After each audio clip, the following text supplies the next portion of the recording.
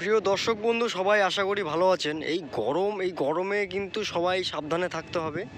আমি বিশেষ কিছু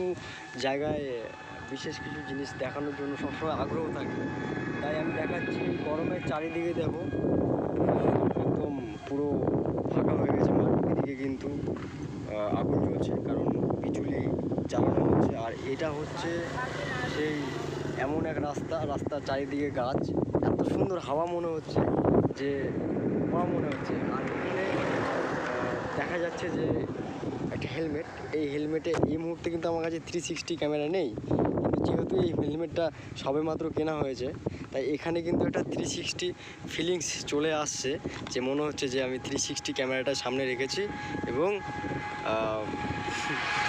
ক্যামেরাটা শ্যুট হচ্ছে। ওকে, তো আজকের মতো এখানেই। আমি দেখা করছি আবার নতুন কোনো ভিডিওতে, নতুন কোনো দৃশ্য দেখানোর জন্য। চলো, কথা হচ্ছে।